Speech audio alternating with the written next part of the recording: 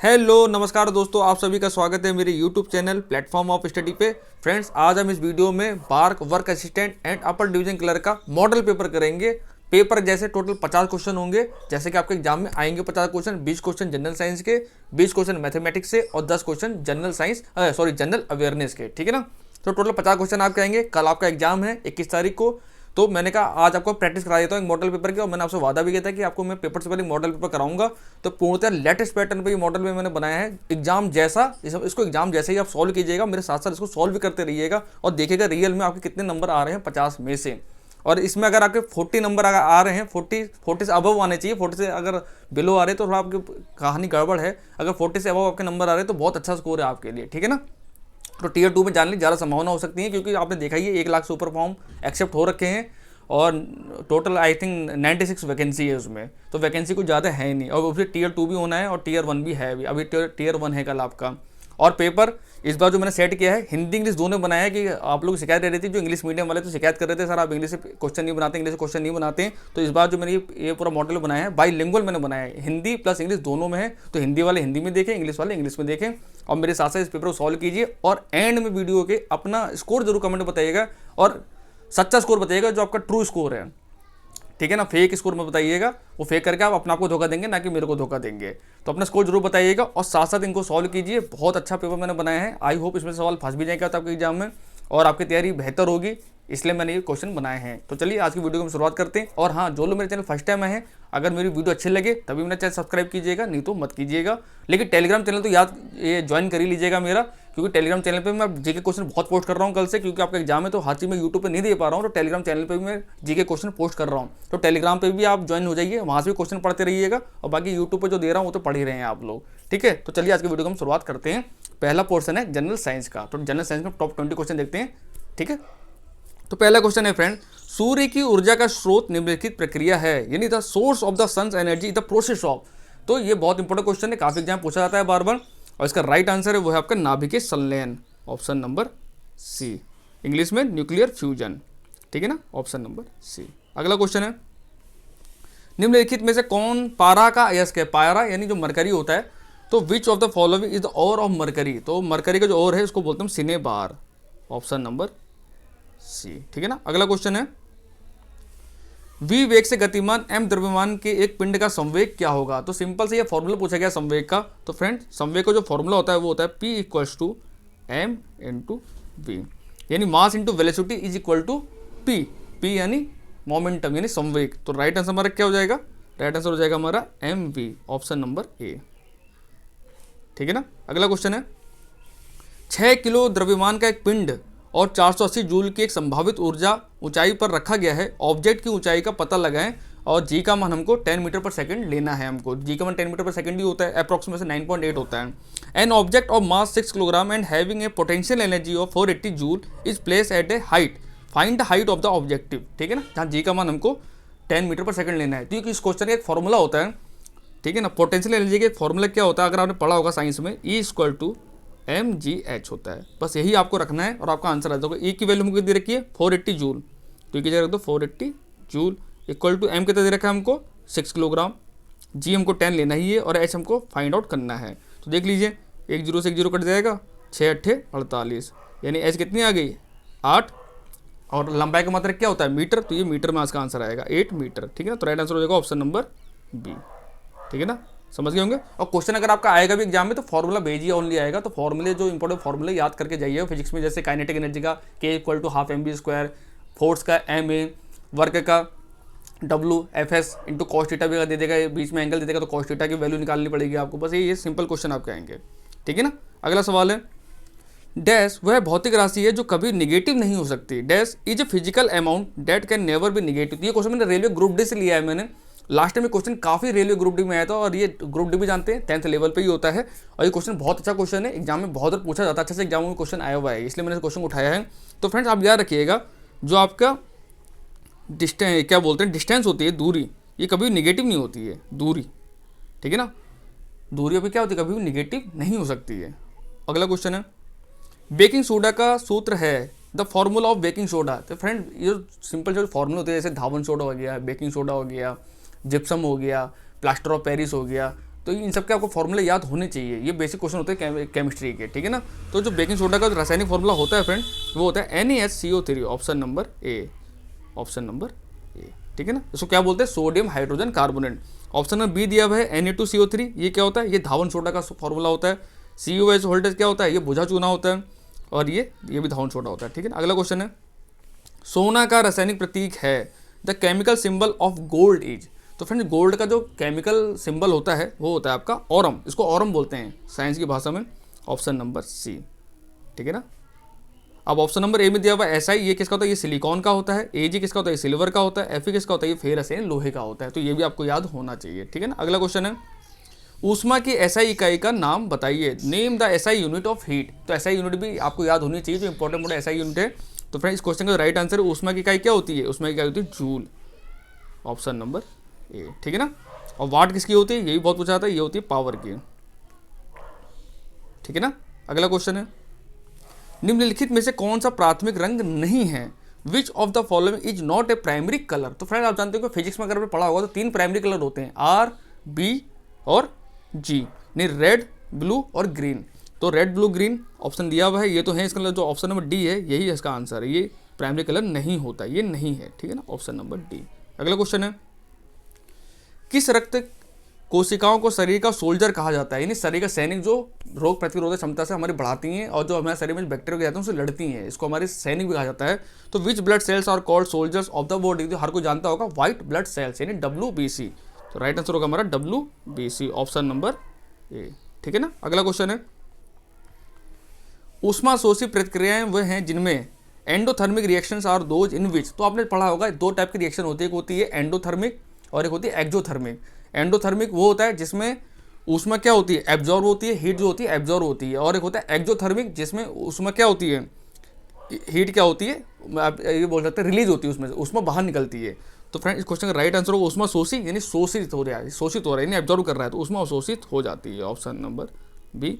और यहाँ पे इंग्लिश में हीट इज ऑब्जर्व्ड, ठीक है ना। अगला क्वेश्चन है, प्रोटॉन का द्रव्यमान और डैश का द्रव्यमान समान है। तो ये बहुत इंपॉर्टेंट क्वेश्चन काफी पूछा जाता है एग्जाम में, the mass of proton and mass of dash is same. तो फ्रेंड जानेंगे प्रोटॉन का जो द्रव्यमान होता है वो न्यूट्रॉन के द्रव्यमान के बराबर होता है। तो राइट आंसर होगा ऑप्शन नंबर ए। अगला क्वेश्चन है, सोडियम धातु को किसमें संग्रहित किया जाना चाहिए, मोस्ट इंपॉर्टेंट सवाल, मोस्ट रिपीटेड सवाल और frequently asked question in exams. तो फ्रेंड जो सोडियम धातु होती है उसको किस में रखा जाता है, उसको मिट्टी के तेल में रखा जाता है, क्योंकि बहुत ज़्यादा रिएक्टिव होती है ये, ठीक है ना। तो sodium metal should be stored in kerosene oil, ठीक है ना। अगला क्वेश्चन है, निम्नलिखित में से कौन सा विटामिन कैल्शियम के अवशोषण में मदद करता है, which of the following vitamin helps in the absorption of calcium. तो फ्रेंड्स हम समझते होंगे कैल्शियम बहुत जरूरी है हमारी बॉडी के लिए, इसलिए जो बच्चे वगैरह होते हैं उनको धूप में सुलाया जाता, देखते होंगे जब आपके घर में देखा होगा, ये जो बच्चे छोटे होते हैं उनको तेल मालिश करके धूप में सुलाया जाता है। क्यों सुलाया जाता है कि जो उनको धूप मिलेगी तो कैल्शियम जनरेट होगा। और विटामिन डी क्या है, एक टाइप का हमारा हार्मोन विटामिन होता है, ये क्वेश्चन एग्जाम में आता है, ठीक है ना। तो राइट आंसर क्या हो जाएगा, option number C, vitamin D, ठीक है ना।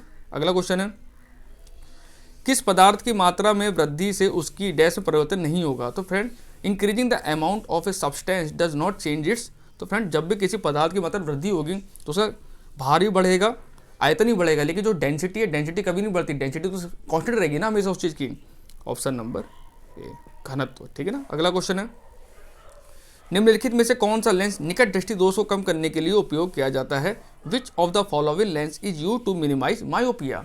तो फ्रेंड मेरे को भी मायोपिया है, मैं भी चश्मा लगाता हूँ, और आप में से बहुत लोगों को मायोपिया हो रखा होगा, क्योंकि जो आपकी जो 40 से 50 साल तक की एज तक जो होती है वो मायोपिया होता है। जब आपकी उम्र ज़्यादा बढ़ जाएगी उसमें आपको हाइपरमेट्रोपिया होगा, ना दूरदृष्टि दोष हो जाएगा फिर आपको, ठीक है ना। अभी निकट दृष्टि दोष है, तो दूरदृष्टि दोष और निकट दृष्टि दोष हमेशा इंपॉर्टेंट रहता है पेपर के लिए। इनमें कौन सा लेंस यूज किया जाता है इसको, ठीक है ना, मिनिमाइज करने के लिए। तो फ्रेंड जो मायोपिया है उसके लिए हम कौन सा लेंस यूज करते हैं, अवतल लेंस यूज करते हैं, कॉन्केव लेंस, ठीक है ना, ऑप्शन नंबर बी। और अगर दूरदृष्टि दोष दिया होगा हाइपरमेट्रोपिया, तब आपका आंसर क्या हो जाएगा, उत्तल लेंस यानी कॉन्वेक्स लेंस, ठीक है ना। अगला क्वेश्चन है, निम्नलिखित में से कौन सा हाइड्रोजन का समस्थानिक नहीं है, which of the following is not the isotope of hydrogen. ठीक है फ्रेंड, तो आपने पढ़ा होगा हाइड्रोजन के 3 समस्थानिक है, कौन कौन से हैं, प्रोटियम, ड्यूटेरियम और ट्राइटियम।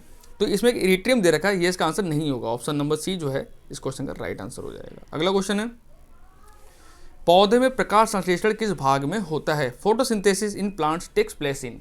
तो फ्रेंड्स आप सब जानते हो कि फोटोसिंथेसिस के द्वारा ही क्या होता है, जो वायुमंडल ऑक्सीजन है बाहर ऑक्सीजन आती है, जो हमारी सांस लेने में, जो हमारी प्राणवायु है जिसकी वजह से हम जिंदा है, और जो भी जीव जंतु सब जिंदा है ऑक्सीजन के लिए। लेकिन ऑक्सीजन के लिए क्या करते हैं पेड़ पौधे, कार्बन डाइऑक्साइड गैस को लेते हैं, CO2 को लेते हैं। ये क्वेश्चन भी आता है, तो कौन सी गैस लेते हैं, वो CO2 लेते हैं और आपके जो ऑक्सीजन गैस है उसको रिलीज कर देते हैं एटमॉस्फेयर के अंदर। तो ये कहाँ पे होता है, ये पत्तों में होता है, सब जानते हैं। तो राइट आंसर होगा हमारा पत्तियाँ यानी लीव्स, ऑप्शन नंबर बी। और गैस अगर पूछेगा तो कार्बन डाइऑक्साइड गैस को आप लगाएंगे, ठीक है ना। सेकेंड लास्ट क्वेश्चन है साइंस का, मस्तिष्क का द पार्ट, ये हिस्सा होगा यहाँ पे, ये भैंसा लिख गया है टाइपिस्ट भी ना हमारा, ये टाइपिस्ट की गलती है, चलो कोई नहीं। मस्तिष्क का वह हिस्सा होगा यहाँ पे, ठीक है ना। तो मस्तिष्क का कहाँ गया, ये रहा। मस्तिष्क का जो हमारे शरीर में भावनात्मक प्रतिक्रियाओं को नियंत्रित करता है, यानी the part of brain which controls emotional reactions of और बॉडी। यानी ये पूछ रहा है कि दिमाग का ऐसा कौन सा भाग है जो भी हमारी भावनात्मक चीज़ें होती है, जो हम इमोशनल हो जाते हैं हम लोग, ठीक है ना। सपोर्ट डेट, जैसे यंग एज में लोगों का ब्रेकअप हो जाता है तो बड़े दुखी हो जाते हैं, यार मेरा ब्रेकअप हो गया, यार मेरी गर्लफ्रेंड छोड़ के चली गई, मेरा बॉयफ्रेंड छोड़ के चला गया, वो दुखी हो जाते हैं, ठीक है ना। तो ये सब चीज़ें दिमाग में होता कहाँ पर है, ये फीलिंग आती क्यों हमारे अंदर में, ये बहुत सब दुखी हो जाते हैं, ठीक है ना। तो इसका राइट आंसर होता है सेरेब्रम, ऑप्शन नंबर बी, ठीक है। और हाइपोथैलेमस, ये बहुत इंपॉर्टेंट पार्ट है हमारे ब्रेन का। इसमें क्या होता है, जो भी हमारे शरीर का जो टेम्परेचर होता है ना, बॉडी टेम्परेचर, वो इसी के द्वारा कंट्रोल किया जाता है हाइपोथैलेमस के माध्यम से। ये क्वेश्चन भी एग्जाम में आ चुका है, इसलिए मैं आपको बता रहा हूँ, ठीक है ना। और लास्ट क्वेश्चन है साइंस का, अक्रिय गैस जैसे हवा में नाइट्रोजन के लिए सांस लेने के लिए गहरे समुद्री गोताखोरों द्वारा प्रतिस्थापित किया जाता है। The inert gas which is substituted for nitrogen in the air used by deep sea diverse for breathing each. तो फ्रेंड्स सब जानते हैं, जब गोताखोर होते हैं सिलेंडर रख के जाते हैं, देखा होगा आपने, वो जब समुद्र जब नीचे जाते हैं तो एक गोताखोर होते हैं ना, उनको और एक सिलेंडर रख के ले जाते हैं, जैसे सांस वो लेते रहते हैं। तो उसमें क्या होता है, नाइट्रोजन के साथ कौन सी गैस मिलाई जाती है, एक इनर्ट गैस होती है, उसमें होती है आर्गन गैस। तो आर्गन गैस का प्रयोग, सॉरी हीलियम गैस का प्रयोग हम करते हैं। तो ऑप्शन हो जाएगा ऑप्शन नंबर बी, हीलियम, ठीक है ना। अगला सवाल है, अब यहाँ से मैथ के 20 सवाल शुरू होते हैं, साइंस के हमारे 20 सवाल खत्म हो गए। आई होप आपका साइंस के क्वेश्चन आपको 20 में से एटलीस्ट 17-18 सवाल तो आते ही होंगे। अब चलिए मैथ के सवाल शुरुआत करते हैं फटाफट। तो एक फर्स्ट क्वेश्चन है, एक परीक्षा में कुल 65% विद्यार्थी उत्तीर्ण हुए, यदि अनुत्तीर्ण विद्यार्थियों की संख्या 420 है तो विद्यार्थियों की कुल संख्या कितनी थी। A total of 65% students passed the examination, if the number of failed students is 420 then the total number of student was. ठीक है, तो कुछ नहीं सवाल में आपको पता होगा, अगर 65% 100 में हम मानते हैं ना, परसेंटेज में 100 पे होती है, अगर उसमें 65% पास हुए हैं तो जाहिर सी बात है 35% फेल हुए हैं। ये तो समझ में आ रहा डाटा आपको। ये फेल 35% ना होके कितने हुए, 420 में एक्चुअली क्वेश्चन हमको दिया गया, if the number of failed students is 420, तो ये 35% किसके बराबर है, 35% 420 के इक्वल है। तो हम एक्चुअली मान निकाल सकते हैं, तो यहाँ से हम 1% की वैल्यू निकाल लेते हैं। तो 35% की वैल्यू हमको दे रखी है अकॉर्डिंग टू क्वेश्चन 420, तो 1% की वैल्यू कितनी हो जाएगी, 420 अपॉन 35। ये कितनी बार चल जाएगा, 35 दूना 70, 70 दूना 140, 14 तियाँ 42, ठीक है ना। तो हो जाएगा, उसको हम काट दें अगर 5 से, 5 अट्ठे 40, 5 चौके 20, 5 सत्ते 35, 7 कम 7, 7 दूनी 14, यानी 1% की वैल्यू आपकी आ गई। 1% जो इक्वल है आपका 12 स्टूडेंट के इक्वल है, ठीक है ना। तो हमने स्टूडेंट टोटल, इन्हें टोटल स्टूडेंट पूछा है, टोटल स्टूडेंट कितने थे, 100% है, तो 100% की वैल्यू कितनी हो जाएगी, 100 की वैल्यू हो जाएगी 12 × 100 यानी 1200। तो यानी स्कूल में टोटल 1200 स्टूडेंट थे। तो राइट आंसर हमारा क्या हो जाएगा, 1200, ऑप्शन नंबर सी, ठीक है ना। अगला क्वेश्चन है, एक कक्षा में 100 विद्यार्थियों का औसत वजन 46 किलोग्राम है, लड़कों का औसत वजन 50 किलोग्राम है तथा लड़कियों का 40 किलोग्राम है, तो लड़कों की संख्या कितनी है। The average weight of 100 students in a class is 46 kg, the average weight of boys is 50 kg and that of girls is 40 kg, what is the number of boys.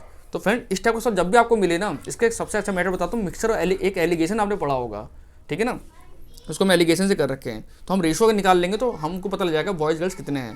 तो हम ही मान लेते हैं, यहाँ बॉय लिख लेते हैं, रेशो यहाँ गर्ल कर लेते हैं, ठीक है। तो टोटल बॉयज़ कितने हैं स्कूल में, लड़कों का औसत वजन कितना है, 50 है, और लड़कियों का औसत वजन कितना है, 40 है, और ओवरऑल कितना दे रखा है हमको, टोटल का 46 दे रखा है। तो यहाँ से ये माइनस करो, तो यहाँ कितना आएगा, 40 यहाँ आ जाएगा 4 और यहाँ आ जाएगा 6, यानी आ गया 3:2, यानी 3 बॉयज़ हैं और 2 गर्ल्स हैं। ये रेशो है स्कूल में। तो हमसे क्या पूछा है, लड़कों की संख्या कितनी है, तो टोटल विद्यार्थी कितने थे, 100, 100 में लड़के कितने हैं 3, तो 100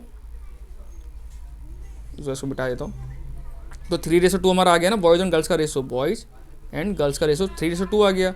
अब हमको बताने कितने बॉयज़ बताने हैं, तो बॉयज़ इक्वल टू कितना हो जाएगा 100 तो स्टूडेंट है टोटल, कितने टोटल कितने हैं 5, और कितने निकालने हैं 3 का, तो हो जाएगा 5 10 20 25 100 20 3 60, यानी टोटल बॉयज़ कितने हैं 60 बॉयज़ हैं। तो राइट आंसर होगा ऑप्शन नंबर ए।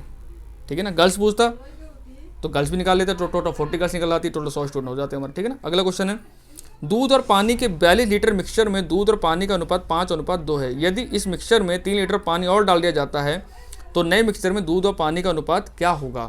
तो ठीक है फ्रेंड्स, ये भी अच्छा क्वेश्चन है, चाहे क्वेश्चन आते हैं एग्जाम से काफ़ी।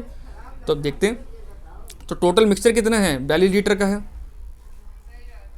ठीक है, किस रेशो में है ये, मिल्क और वाटर, वाटर और मिल्क का रेशो कितना दिया हुआ है 5:2, 5:2 दिया हुआ है। ठीक है, यदि मिक्सचर 3 लीटर पानी और डाल दिया, यानी हम पानी मिला रहे हैं, खाली हम पानी की क्वांटिटी को हम बढ़ा रहे हैं, दूध तो हमारा सेम है, दूध तो हमारा नहीं बढ़ रहा है ना, पानी हमारा बढ़ रहा है मिक्सचर के अंदर।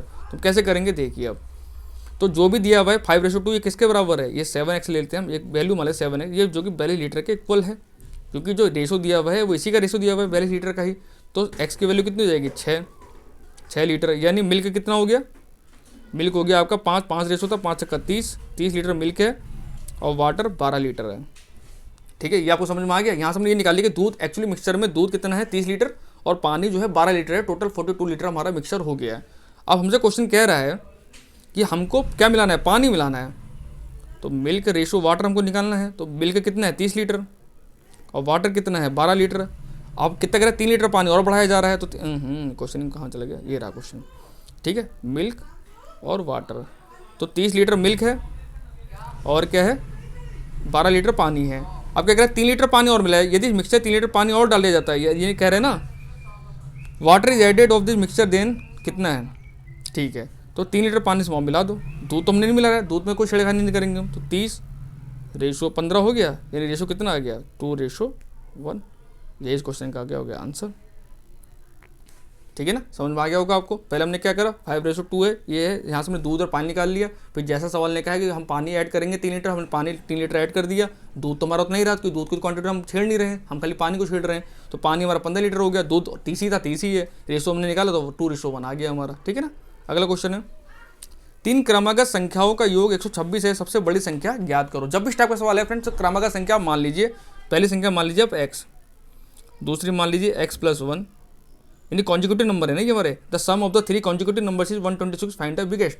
ठीक है, तो कॉन्जिक्यूटिव नंबर है, और तीसरे हमने मान लिया x+2, इसका क्या दे रखा है योग, जिसको जो ऐड है 126 के इक्वल कर दो, तो ये कितने x हो जाएंगे 3x हो जाएंगे, 3x = 3 126, तो यहाँ हो जाएगा 3x बराबर 123, 3 जगह माइनस हो जाएगा, तो x की वैल्यू कितनी आ जाएगी 3 चौके 12 3 को 3, यानी x की वैल्यू हमारी 41। तो इसमें सबसे बड़ी संख्या ज्ञात की, सबसे बड़ी संख्या कौन सी है x+2 है, तो x की वैल्यू कितनी आई है 41, इसमें 2 और ऐड कर दो कितना हो जाएगा 43। तो राइट आंसर होगा हमारा ऑप्शन नंबर सी। और सबसे छोटे अगर पूछता तो राइट आंसर आपको हो जाता ओनली 41। ठीक है ना, अगला सवाल है, के ने एक टेबल को 11,000 रुपये में खरीदा और 13,500 रुपये में बेच दिया, उसका लाभ प्रतिशत में कितना होगा। के bot A table for 11,000 and sold it for कितना 13,500, what will be his profit in percentage. तो हमें प्रॉफिट परसेंटेज निकालना है, कुछ नहीं है, तो प्रॉफिट कितने का पहले हो रहा है हम देखें, 13,500 में सेल किया है, एसपी माइनस सीपी हम करेंगे प्रॉफिट के लिए, और सीपी कितना है 11,000, तो कितना आ गया प्रॉफिट 2,500। ठीक है ना, किसके रेस्पेक्ट में 11,000 के रेस्पेक्ट में, क्योंकि लॉस एंड प्रॉफिट जो भी हम कैलकुलेट करते हैं हमेशा सीपी पे करते हैं, नहीं क्रय मूल्य पे कम करते हैं, तो निकालते हैं। तो प्रॉफिट हो जाएगा कितना का हुआ 2,500 का प्रॉफिट हो रहा है हमको, किसके रेस्पेक्ट में 11,000 के रेस्पेक्ट में, इंटू 100 परसेंटेज के लिए, तो 20 से 20 उड़ गया, 10 से 1 उड़ गया, कितना आ गया, यह आएगा आपका 11 दूना 22, बचेगा 3, तो हो जाएगा 11 दूना 22 और बचेगा 8, 11 से 77, यानी 22.7% अप्रॉक्सीमेट आपका आंसर आ रहा है। तो राइट आंसर होगा आपका ऑप्शन नंबर सी। ठीक है ना, अगला क्वेश्चन है, ए और बी मिलकर 12 दिन में एक खाई खोद सकते हैं, जिसे ए अकेले 30 दिन में खाई खोद सकते हैं, तो बी अकेला कितने दिन में खाई खोदेगा। A and B together can dig a trench in 12 days, which A alone can dig the trench इन 30 days, then in how many days B alone can dig the trench. बहुत अच्छा सवाल है, इस टाइप के सवाल एग्जाम बहुत आते हैं और सवाल बहुत ईजी होते हैं। मैंने आपको ऑलरेडी मैथ का जब वीडियो कराई उनमें सिखा रखे हैं सवाल मैंने। कैसे क्या आते हैं इन सवालों को, ऐसे लिख लीजिए, सवाल के वैसे लिख लीजिए पहले उसको। ए प्लस बी मिलकर ना, तो ए प्लस बी कितने दिन में कर रहे हैं, 12 दिन में कर रहे हैं। और आपका ए अकेले कितने दिन में कर रहा है, 30 दिन में कर रहा है। अब हमको देखो टोटल हमको नहीं पता टोटल वर्क कितना है, हम पहले वर्क का कैलकुलेट हम करेंगे। वर्क अब कैसे निकालते हैं, जो भी संख्या दी उनका एलसीएम निकाल लेते हैं। तो 12 और 30 सबसे बड़ी संख्या कौन सी, 30 है, 30 का एलसीएम मल्टीपल ले लीजिए, जो 12 से भी डिवाइड हो जाए, 30 से भी डिवाइड हो जाए, तो आप कहेंगे 60, बिल्कुल। तो 60 हमारे क्या टोटल वर्क हो गया। तो ए प्लस बी 12 काम कर सकते हैं, 60 काम कितने दिन में कर लेंगे, ये 5 दिन में कर लेंगे। और ए अकेले 30 काम करता है, 60 काम 2 दिन में कर लेगा, ठीक है ना। तो बी कितने दिन में करेगा, 5 में 2 जाए कितना हो जाएगा, 3 दिन में करेगा बी का ही पूछा है। तो टोटल वर्क कितना है, 60, रुक जाइए अब बताता हूँ। तो बी की एफिशिएंसी कितनी आ गई, 3 आ गई। और टोटल वर्क कितना है, 60, 3 के हिसाब से कितने दिन लगेगा उसको, 3 दूनी 6, 20 दिन उसको लगेंगे बी को अकेले, ऑप्शन नंबर ए, ठीक है ना। अगला सवाल है, एक व्यक्ति अपने घर से 4 किलोमीटर प्रति घंटा की चाल से चलने पर 5 मिनट देर से विद्यालय पहुंचता है। यदि उसकी चाल 5 किलोमीटर प्रति घंटा होती तो वह 10 मिनट पहले पहुंचता, उससे घर से विद्यालय की दूरी है। मोस्ट इंपॉर्टेंट सवाल, ना कि बार के लिए, ऐसा सवाल हर एग्जाम में पूछा जा रहा है आज के टाइम में, ट्रेंडिंग क्वेश्चन समझ लीजिए, टाइम एंड डिस्टेंस का। तो इस सवाल करने में शॉर्टकट मेथड होता था, आप सॉल्व करेंगे कैसे। इसके लिए आपको क्या करना है, जो भी आपको चाल दी हो ना उसको मल्टीप्लाई कर दीजिए, 4 × 5 अपॉन इनका अंतर, इनका बीच में अंतर कितने का है, तो एक अंतर 5 आ जाएगा, एक बचेगा, इनटू अब देखो 5 मिनट देर से और 10 मिनट पहले, जब भी अलग दिया हुआ देर से पहले तो टाइम को ऐड कर दीजिए, और जब भी टाइम एक जैसा दिया हो तो उसको माइनस कर। जैसे 5 मिनट देर से पहुंचता है, यहाँ जैसे लिखा है इसने 5 मिनट देर से और 10 मिनट देर से लिखा होता तो हम माइनस कर देते हैं टाइम, लेकिन यहाँ देखो 5 मिनट देर से लिखा है और 10 मिनट पहले लिखा है, तो हम टाइम को ऐड करेंगे। ये क्या है, मिनट में है, मिनट में है क्योंकि मिनट में लिखा है, तो हम लोग घंटे में चेंज करेंगे, घंटे में चेंज करने क्या करेंगे, बट्टे 60 हम कर देंगे भाई, इतना आपको करना, आपका आंसर आ गया। अब देखिए 15 चौके 60 होता है, 4 से 4 कट जाएगा, कितना आ गया आंसर, 5। तो डिस्टेंस कितनी है, 5 किलोमीटर है, ऑप्शन नंबर बी। क्या करा हमने, जो स्पीड दी हुई है इनको मल्टीप्लाई करना है, बट्टे इनका जो बीच डिफरेंस है उसको लिखना है, इनटू टाइम एक जैसा दिया होगा तो मैनेज करना है, अलग अलग दिया होगा तो ऐड करना है। मिनट में, ये हमेशा मिनट में देगा तो आपको बट्टा 60 इसलिए करना है क्योंकि घंटे में हम उसको कन्वर्ट करेंगे, ठीक है ना। घंटे में कन्वर्ट करती 15 चौके 60, 4 से 4 कटिए, बचा 5, यही हमारा हो गया किलोमीटर आंसर, ठीक है ना। अगला क्वेश्चन है, 200 मीटर लंबी ट्रेन 72 किलोमीटर प्रति घंटे की चाल से चल रही है, यह 200 मीटर लंबे प्लेटफॉर्म को कितने समय में पार करेगी। तो फ्रेंड्स अब देखिए यूनिट, इसमें ऐसे क्वेश्चन जब भी आपको मिले ना तो आप पहले यूनिट देख लीजिएगा कि मीटर पर सेकंड में दिया है या किलोमीटर पर घंटे में दिया है, ठीक है ना। इसका बहुत बड़ा अहमियत होता है इस सवाल के अंदर। तो देखिए जो लंबाई थी हमको मीटर में दी है, लेकिन चाल हमको किलोमीटर पर घंटे में दी है, तो हम क्यों ना हम चाल को भी मीटर पर सेकंड में चेंज कर लें तो ज़्यादा बेटर रहेगा मान लें। तो 72 किलोमीटर पर आवर को मीटर पर सेकंड क्या करना पड़ेगा, 5/18 करना पड़ेगा, मैंने आपको बताया था। किलोमीटर पर आवर से मीटर पर सेकंड कन्वर्ट करने के लिए हम 5/18 से मल्टीप्लाई कर देते हैं, उसको उल्टा करेंगे तो 18/5 से मल्टीप्लाई कर देंगे, यानी मीटर पर सेकंड से किलोमीटर पर आवर। तो 18 से 4 बार कट जाएगा, 4 पंजे 20, यानी जो चाल है ट्रेन की वो 20 मीटर पर सेकंड है। ये हमने यहाँ से कैलकुलेट कर लिया, ठीक है। तो अब करते हैं आगे सवाल। तो हमको पता है स्पीड बराबर क्या होता है, डिस्टेंस अपॉन टाइम। हमको निकालना क्या है, टाइम, तो टाइम बराबर क्या होगा, डिस्टेंस अपॉन स्पीड, ठीक है। अब उसको रखते हैं फॉर्मूले में। तो टाइम हमको निकालना है, ठीक है। और डिस्टेंस कितनी देर की, 200 मीटर है और 200 मीटर प्लेटफॉर्म है, तो 200 मीटर प्लेटफॉर्म को पार करेगी, अपनी लंबाई को पार करेगी। टोटल कितने डिस्टेंस होगी, 400 मीटर अपॉन टाइम, हमने स्पीड कितनी निकाली थी, 20 मीटर पर सेकेंड। अब देखिए मीटर से मीटर कट गया, अब 0 0 कट गया, 2 दूनी 4, तो टी की वैल्यू कितनी आ गई, 20 सेकेंड। तो राइट आंसर होगा हमारा ऑप्शन नंबर सी, ठीक है ना। अगला सवाल है, 2 वर्ष के लिए 4% ब्याज दर पर 2000 रुपये के मूलधन के लिए साधारण ब्याज की गणना कीजिए। Calculate the simple interest for a principal of 2000 at a 4% interest rate for 2 years. तो हमको पता है सिंपल इंटरेस्ट का फॉर्मूला क्या होता है, principal into rate into time upon 100 रख दीजिए। ऐसा ही इक्वल टू प्रिंसिपल कितना है 2000, रेट कितना है 4, टाइम है हमारा 2 अपॉन 100। 2 0 से 2 0 उड़ा दो, 4 दूनी 8, 8 दूनी 16, यानी कितना आ गया 160 रुपीज़। तो राइट आंसर होगा हमारा ऑप्शन नंबर ए, ठीक है ना। अगला क्वेश्चन है, पी क्यू और आर में रुपये 4200 4 2 1 के अनुपात में बांटे गए क्यू का हिस्सा ज्ञात कीजिए। तो फ्रेंड्स पी क्यू आर में 4 2 1 का हिस्सा बांटा गया, क्यू का रेशो निकालना है। तो क्यू का रेशो कितना है, 4200 रुपये में इनटू क्यू का कितना पार्ट है, क्यू का 2 पार्ट है तो 2 रख दिया, कितने में से 4 2 6 7 7 में से, ठीक है ना। तो हो जाएगा 7 6 42 600 6 दूनी 1200, तो राइट आंसर क्या हो गया 1200, ऑप्शन नंबर ए, ठीक है ना। अगला क्वेश्चन है 3428 में कौन सी न्यूनतम संख्या घटाने पर प्राप्त संख्या 13 से पूर्णतया विभक्त होती है। The number obtained by subtracting the minimum number from 3428 is completely divisible by 13, ठीक है। तो इस टाइप का सवाल आप जब भी मिले तो कैसे करना है, 13 को लिख लिया, अब उसको डिवाइड करते हैं 34 28 को, तो ये 13 दूनी 26, 13 3 2 बार में जाएगा, 13 दूना 26, 14 में से 6 जाएगा कितना बचेगा 8, और 2 में 2 के 0, यहाँ कितना जाएगा 82 आ जाएगा, तो 13 पंजे 65, 13 छिंग 78, 13 छिंग 78 डिवाइड करें कितना आएगा, 12 में से 8 गया 4 और 7 आ गया 0, यह आ जाएगा 48, और 13 3 39, 13 3 39 3 बार चल जाएगा, 13 3 39 कितना बचेगा 9। तो यानी ये जो 9 बच रहा है, अगर इस 9 को हम इसमें से सब्ट्रैक्ट कर देंगे तो हमारी संख्या पूर्णतः विभाजित हो जाएगी, पूर्णतः डिविजन हो जाएगी 30 से। ये हमसे सवाल पूछा गया था कि कौन सी संख्या घटाई जाए, तो राइट आंसर क्या होगा ऑप्शन नंबर सी 9। 9 को हम इसमें से घटा देंगे तो जो संख्या हमको मिलेगी वो 13 से पूर्णतः विभाजित होगी, ठीक है ना। अगला क्वेश्चन है, क्योंकि जो शेष है ये तो एक्स्ट्रा हमारा बच रहा है जिस वजह से हमारी संख्या पूर्णतः डिवाइड नहीं हो पा रही है, ठीक है ना। 225 मीटर लंबी छोर के एक और बराबर दूरी पर 26 पेड़ लगाए गए हैं, इस दूरी के आरंभ में तथा अंत में पेड़ लगे हैं, दो क्रमागत पेड़ों के बीच की दूरी कितनी है। तो इस टाइप के सवाल रेलवे ग्रुप डी में तो बहुत बार आए हैं और आते रहते हैं रेलवे में इस टाइप के सवाल, एसएससी में भी इस टाइप के सवाल बहुत आते हैं, ठीक है। ये सिंपलीफिकेशन का क्वेश्चन है नंबर सिस्टम का, ठीक है। तो कैसे करते हैं, अब देखिए ये कुछ जगह होगी जहाँ पे से पेड़ लगे होंगे, ऐसे करके टोटल 26 पेड़ लगे होंगे, और हमें निकालना क्या, इनके बीच डिस्टेंस भी निकालना है, इसके बीच डिस्टेंस, इसके बीच का, इसके बीच का, इसको करते 26 पेड़ हैं, यानी डिस्टेंस कितने पेड़ का होगा। जब भी टाइप सवाल मिले तो आप उसमें ऑलरेडी माइनस कर दीजिए, क्योंकि एंड में जाकर तो डिस्टेंस पूरी हमारी कवर हो जाएगी, तो एक पेड़ हमारा काउंट नहीं होगा उसमें। तो ऐसे सॉल्व किया जाता है। तो टोटल कितने हैं 225 मीटर हैं, और पेड़ कितने होंगे 26 नहीं है 25 पेड़ है हमारे पास, तो करेंगे डिवाइड कितना आएगा आंसर 9 बार चल जाएगा, इसका राइट आंसर, इसका भी 9 आंसर होगा ऑप्शन नंबर सी, समझे। अगला क्वेश्चन है, ए और बी के वर्तमान आयु में अनुपात 4:5 है, 5 वर्ष बाद यह अनुपात 5:6 हो जाएगा, तब ए की वर्तमान आयु कितनी है। The ratio between the current ages of A and B is 4:5।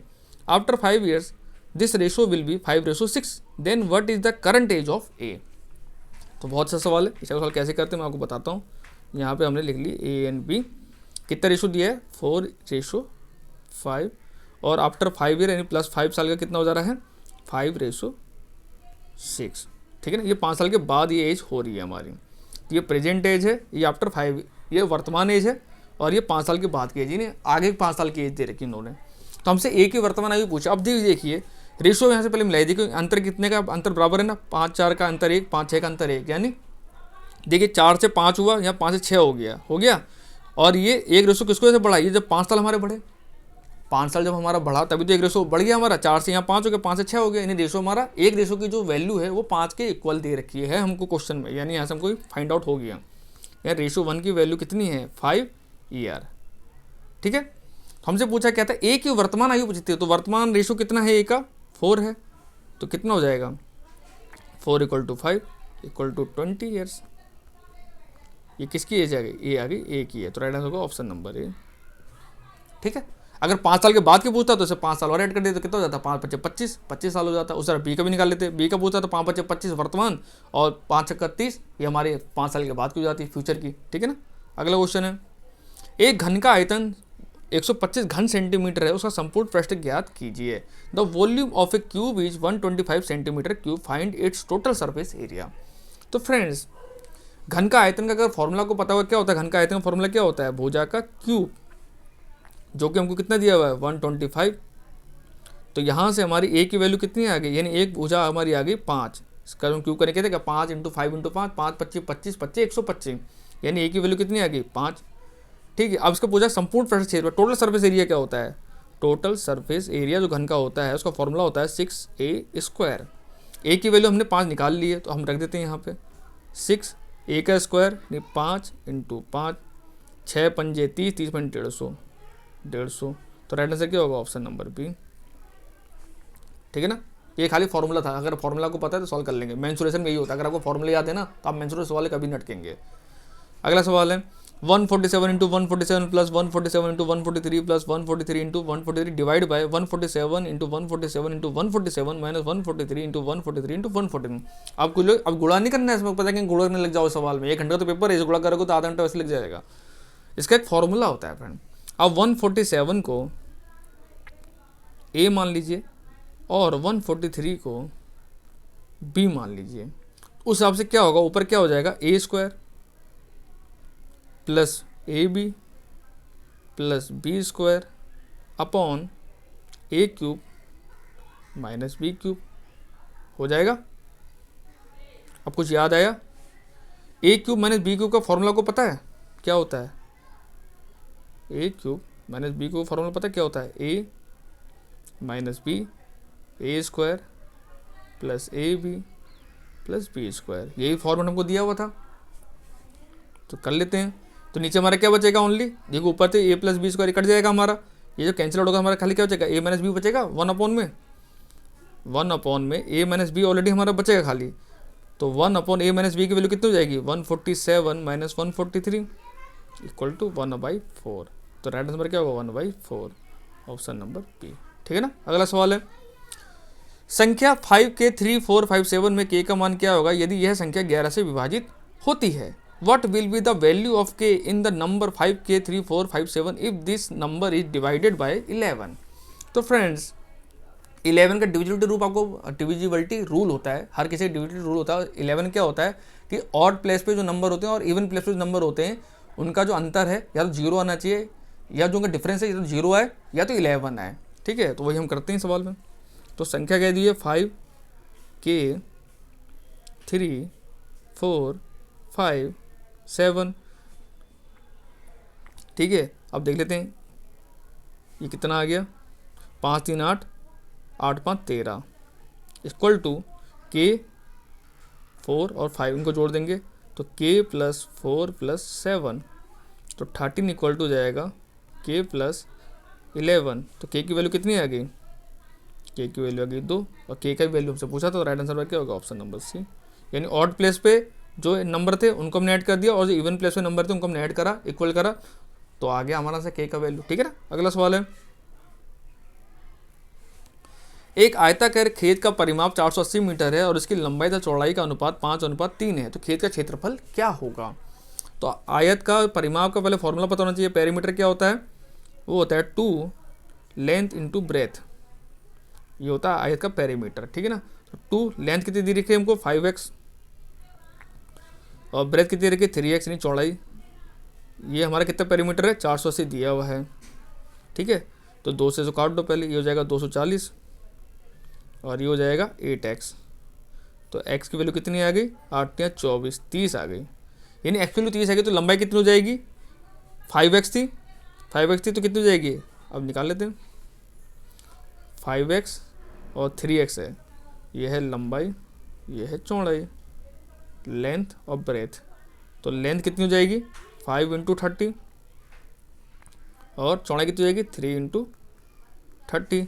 तो अब लंबाई और चौड़ाई का फॉर्मूला, आयत का क्षेत्रफल क्या होता है, लंबाई इंटू चौड़ाई, तो इसका एरिया हो जाएगा, तो 30 कॉमन ले लो, यहाँ कितना बचेगा 30 गुणा 5 गुणा 3 15 15 3 सॉरी कोई गलती हो रही है मेरे से, हाँ रुको। तो लेंथ इसकी आ जाएगी 5 गुणा 30 ये हो जाएगा 150 और ब्रेथ हो जाएगी चौड़ाई 3 गुणा 30 90। तो एरिया कितना हो जाएगा, लंबाई इंटू चौड़ाई लेंथ इंटू ब्रेथ, तो जाएगा 1500 गुणा 90, तो हो जाएगा 15 9 135 और 0 लगा दिया, तो कितना गया 1350 मीटर स्क्वायर। तो राइट आंसर होगा हमारा कहाँ, ये रहा 2 0 आएगा, हाँ 2 0 आएगा, ऑप्शन नंबर बी। ठीक है ना। अगला क्वेश्चन है, एक नगर की जनसंख्या 8000 है, यदि पहले वर्ष में 10% और दूसरे वर्ष में 20% आबादी बढ़ती है तो 2 वर्ष बाद उस नगर की जनसंख्या कितनी हो जाएगी। If the population of a city is 8000, if the population increase by 10% in the first year and 20% in the second year, then after 2 years the population of the city will be. ठीक है, कितनी जनसंख्या है 8000 तो है, ये base है हमारे पास, पहले साल में 10% बढ़ रही है, 100 से 10% बढ़ रही है, तो हो जाएगी आपकी 110 इंटू 100, और सेकेंड ईयर में 120 इंटू 100, 0 0 0 0 0 0 0 0। ठीक है, अब इसको मल्टीप्लाई करनी खाली हमको, कर दो। 1188 ये हो जाएगा 880 इंटू 12, उसको मल्टीप्लाई करो, 12 0 0, 12 96, 12 96 6 102, 10,260, सॉरी 10,560 आएगा ना, क्या गलती कर दी क्या मैंने? हाँ सही, 10,560 आएगा, ऑप्शन नंबर सी, वो ऐड कर दिया मैंने, ऑप्शन नंबर सी इसका आंसर आएगा 10,560। यानी आफ्टर 2 ईयर्स 10,560 पॉपुलेशन बढ़ जाएगी। ठीक है ना। अगला क्वेश्चन है, किसी धन राशि पर 4% वार्षिक ब्याज की दर से 2 वर्षों का साधारण और चक्रवृद्धि ब्याज का अंतर 1 रुपये हो तो राशि कितनी है? मोस्ट इंपॉर्टेंट सवाल, इस टाइप के सवाल काफ़ी आ रहे एग्जाम में आजकल। The difference between simple and compound interest by of 2 years at the rate of 4% annual interest on a money amount is 1 rupees. तो इसका फॉर्मूला होता है, जब भी डिफरेंस वाला क्वेश्चन आपको मिले, एसआई और सीआई का डिफरेंस आपको दिया हो, तो इसका फॉर्मूला होता है D equal to P into R upon 100 का स्क्वायर। ये आपको फॉर्मूला याद रखना है, बस आपका आंसर आएगा। डी यानी डिफरेंस, पी यानी जो प्रिंसिपल दिया होगा, आर रेट दिया होगा, बस ये आपको रखना है, आपका आंसर आ जाएगा। ठीक है ना।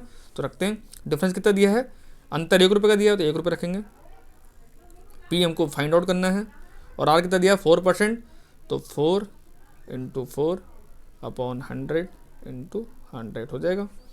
ठीक है, तो कितना हो जाएगा, 4 square 100, 16/100,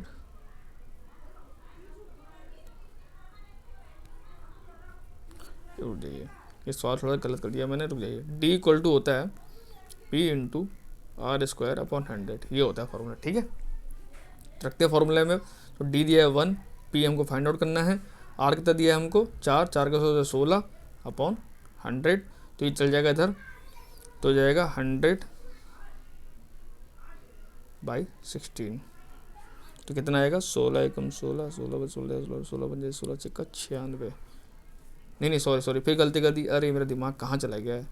P R square upon 100 का स्क्वायर भी होता है। ठीक है ना। अब आ जाएगा आंसर हमारा, तो डी हो जाएगा 1 पी 16 अपॉन, ठीक है, अभी आ जाएगा हमारा, ये इधर चल जाएगा, जब मल्टीप्लाई करेंगे ये इधर चल जाएगा। ठीक है, तो हमारा क्या हो जाएगा 10,000/16, इसको 4 से काटोगे तो हो जाएगा 25,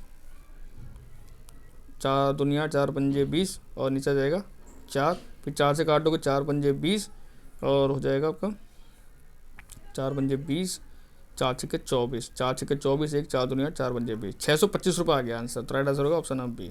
ठीक है, फिर समझा देता हूँ, बहुत कन्फ्यूजन हो गई थी सवाल में। देखिए, इसका फॉर्मूला होता है D equal to P R upon 100 का होल स्क्वायर होता है। ठीक है ना, बस यही करना था। तो डी माने का डिफरेंस, पी यानी प्रिंसिपल हमको फाइंड आउट करना ही था, आर और 100 का होल स्क्वायर होता है, बस होल स्क्वायर करना था, मैंने खाली आर स्क्वायर कर दिया था, बस यही मैंने गलती कर दी थी, बाकी आपका आंसर आ जाएगा। ठीक है ना। अगला सवाल है, अगला सवाल बोर्ड मार्क्स का लास्ट वाले मैथ का है, 20 क्वेश्चन, मैथ के भी खत्म होने वाले, खत्म ही हो गए समझो। तो बोर्ड मार्क्स का रूल क्या होता है, पहले हम डिवाइड करते हैं, फिर मल्टीप्लाई करते हैं, फिर ऐड करते हैं, फिर सब्ट्रैक्ट करते हैं। तो करते 24 गुणा 64 भागा 16 प्लस 8 माइनस 2, तो हो जाएगा 24 गुणा, ये कितना 16 चौके 64, 4 बार चल जाएगा, प्लस 8 माइनस 2। अब मल्टीप्लाई करेंगे तो कितना हो जाएगा 24 चौका 96 प्लस 8 माइनस 2, इसके ऐड करेंगे तो 96 और 8 कितना हो जाएगा 104 माइनस 2 कितना हो जाएगा 102। तो राइट आंसर होगा ऑप्शन नंबर सी। ठीक है ना। तो 20 क्वेश्चन हमारे मैथ के खत्म हो जाते हैं। अब यहाँ से जी के क्वेश्चन शुरू होते हैं, फटाफट जी क्वेश्चन खत्म करते हैं, और आपके 50 क्वेश्चन समाप्त हो गए। आई होप आपको वीडियो करने में अच्छा लग रहा होगा और आप सवालों कर पा रहे होंगे, समझ पा रहे होंगे। तो फ्रेंड, जीके का पहला क्वेश्चन है, किस राज्य में हाल ही में भारत के प्रथम सौर आधारित जलाशय परियोजना की शुरुआत हुई है? विच स्टेट है recently commission India first solar based reservoir project? तो फ्रेंड, इसका राइट आंसर है वो है अरुणाचल प्रदेश, ऑप्शन नंबर ए। अगला क्वेश्चन है, कौन व्यक्ति हाल ही में अमेरिका के 46वें राष्ट्रपति बने हैं? Who has recently become the 46th president of America? तो आप सब जानते हैं अमेरिका अभी लास्ट टाइम इलेक्शन हुए थे राष्ट्रपति के, जिसमें डोनाल्ड ट्रंप की हार हो गई और जॉय बाइडेन जीत गए। आपको एक चीज़ यहाँ से ये पता होना चाहिए कि जो जॉय बाइडेन है वो किस पार्टी से बिलोंग करते हैं। तो ये डेमोक्रेटिक पार्टी से बिलोंग करते हैं, डेमोक्रेटिक रिपब्लिक पार्टी से बिलोंग करते हैं। ठीक है ना। और ये 46 नंबर के प्रेसिडेंट हैं यूएसए के। तो इनका नाम है जॉय बाइडेन, ऑप्शन नंबर ए। तो बता ही दिया मैंने आपको। अगला क्वेश्चन है, प्रोजेक्ट टाइगर कौन से वर्ष शुरू किया गया था? मोस्ट इंपॉर्टेंट, मोस्ट रिपीटेड सवाल है, समझ लीजिए एग्जाम का बहुत ट्रेंडिंग सवाल है ये। जो प्रोजेक्ट टाइगर है इसकी शुरुआत की गई थी 1973 में इंदिरा गांधी जी के द्वारा। तो राइट आंसर होगा ऑप्शन नंबर बी, ठीक है ना। जो प्रोजेक्ट टाइगर है 1973 में से शुरुआत की गई थी, और जब इसका सेंसस आया था लास्ट सेंसस, उसमें टोटल जो इंडिया में टाइगर है वो 2967 है। ये क्वेश्चन भी एसएससी में आ चुका है, जिन्होंने एसएससी एग्जाम दिया होगा उनको पता होगा, ये एग्जैक्ट वैल्यू पूछी जा चुकी है। अगला सवाल है, निम्नलिखित ग्रहों में से किस ग्रह का कोई भी चंद्रमा नहीं है? Which of the following planet does not have any moon any satellite? जैसे हमारे पृथ्वी का चंद्रमा है, मंगल ग्रह के 2 हैं, फोबो डिमोस हैं, ठीक है ना।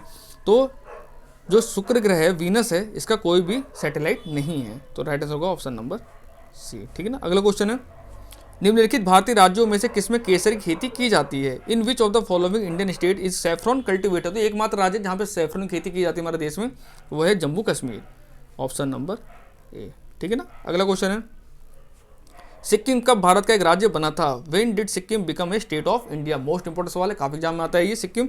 तो फिर सिक्किम जो बना था भारत का राज्य, ये बना था 1975 में, ऑप्शन नंबर ए। अगला क्वेश्चन है, 2.5 दिन का झोपड़ा मस्जिद कहाँ स्थित है? Where is the half day hut mosque located? तो ये 2.5 दिन का झोपड़ा है, इसका निर्माण जो करवाया था वो कुतुबुद्दीन ऐबक ने कराया था अपने गुरु के लिए, और ये जो स्थित है ये वर्तमान राजस्थान के अजमेर में स्थित है। तो राइट आंसर होगा ऑप्शन नंबर बी, ठीक है ना। अगला क्वेश्चन है, भारतीय संविधान में पहला संशोधन कब किया गया था? When was the first amendment made in the Indian constitution? तो फ्रेंड्स, संविधान में जो पहला संशोधन हुआ था जिसके द्वारा 90 अनुसूची जोड़ी गई थी, वो हुआ था 1951 में, ऑप्शन नंबर ए, ठीक है ना। अगला क्वेश्चन है, महात्मा गांधी ने भारतीय राष्ट्रीय कांग्रेस के निम्नलिखित सत्रों में से किसकी अध्यक्षता की थी?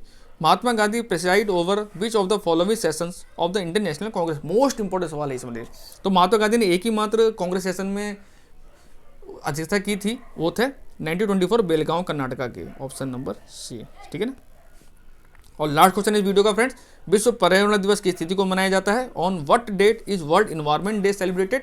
तो ये बनाया जाता है 5 जून को, ऑप्शन नंबर डी। तो फ्रेंड्स, यहाँ हमारे वर्क असिस्टेंट और यूडीसी का मॉडल पेपर खत्म होता है। 50 क्वेश्चन मैंने करा दिया, जो कि पूर्णतः लेटेस्ट पैटर्न एग्जाम के आधार पर था और बाइलिंगुअल था। अब किसी को शिकायत नहीं होनी चाहिए कि हिंदी में नहीं था या इंग्लिश में नहीं था, ठीक है। तो दोनों को मैंने ख्याल रखा है, और आई होप आपको करने में बड़ा मजा आया होगा और आपने गुड स्कोर किया होगा। 40+ स्कोर तो आपने किया ही होगा, मैं ऐसी आशा करता हूँ। बिलो 40 भी कोई बुरा स्कोर नहीं, क्योंकि 40+ में अगर आप स्कोर कर रहे हैं तो बहुत अच्छा स्कोर है आपके लिए, समझ लीजिए, ठीक है ना। तो अब वीडियो खत्म हो गई है, तो कमेंट में अपना स्कोर जल्दी बता दीजिएगा, और टेलीग्राम चैनल यहाँ से ज्वाइन कर लीजिएगा, क्योंकि अभी मैं जीके क्वेश्चन बहुत सारे पोस्ट करने वाला हूँ। और रात में 9-10 बजे करीब मैं आपको एक वो बताऊँगा कि कल एग्जाम सेंटर पर आपको क्या क्या लेके जाना है, और कैसे आपकी तैयारी, क्या क्या अपने पास लेके जाना है, क्या क्या चीज़ अलाउ है, क्या चीज़ अलाउ नहीं है।